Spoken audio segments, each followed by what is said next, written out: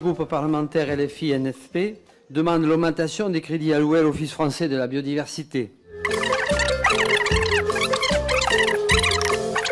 Excusez-moi, Monsieur Girard, mais j'ai pas très bien compris. C'est vous réagissez à l'amendement? Vous présentez un autre amendement. Excusez-moi, c'est juste que je comprenne. Non, absolument pas. C'est bien sur le 546. Oui, mais...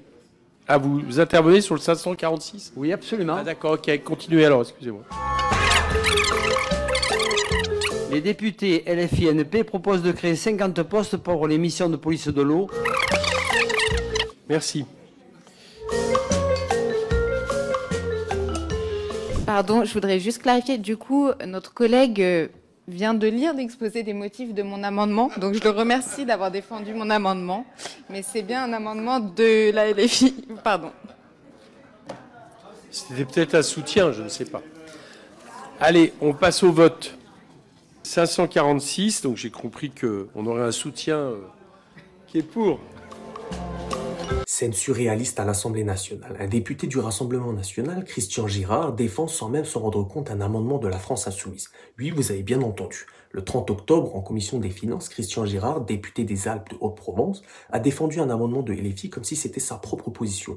Je crois que ces gens-là ne veulent pas travailler. Pendant plus d'une minute, pendant laquelle il déclamait avec conviction les arguments de ses adversaires politiques sur la protection de l'environnement, du climat et de l'eau, il a même plaidé pour le renforcement de l'Office français de la biodiversité et de la police de l'eau pour lutter contre la pollution. Alors que le RN a plutôt tendance à vouloir réduire voire supprimer ses missions. Tout ça sans jamais se rendre compte de son erreur. À mourir de rire. À un moment donné, il a même cité sans broncher, les députés du groupe parlementaire LFI-NFP proposent. Et là, toute la salle éclate de rire. La députée LFI Claire Lejeune n'a pas pu s'empêcher de le corriger en plein direct, et son intervention a ajouté de l'ironie dans cette scène. Alors oui, on pourrait trouver cette erreur drôle ou insignifiante, mais elle révèle en fait quelque chose de plus profond dans notre monde politique français. Le « je m'en foutisme ». Cette scène questionne sérieusement sur l'engagement et l'attention que certains élus accordent au sujet qu'ils défendent. Quand on en arrive à réciter les arguments de l'opposition sans même s'en apercevoir, peut-on parler d'un engagement sincère ou d'une vraie maîtrise des enjeux? Je ne pense pas. Ça pose aussi une question de compétence. Ce n'est pas une simple distraction, c'est un signe que pour certains, les débats politiques ne sont rien de plus qu'un script à lire. Les citoyens, déjà sceptiques, se sentent encore plus distants face à de telles scènes, renforçant l'image d'élus déconnectés et peu impliqués. Je demande aux électeurs du RN de ne pas tomber dans le panneau. Faites très attention, regardez pour qui vous votez. Antoine Léaumont, député de l'Essonne, ne s'est d'ailleurs pas privé de rappeler cette boulette sur les réseaux sociaux,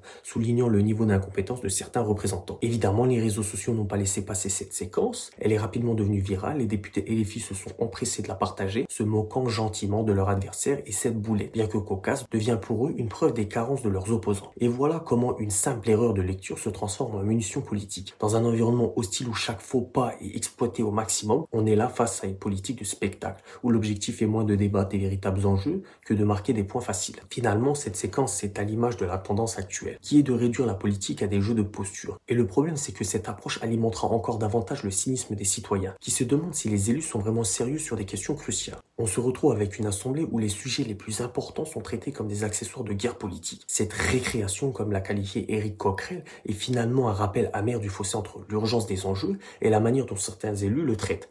Bref, dites-moi ce que vous en pensez en commentaire, bien sûr, toujours dans le respect.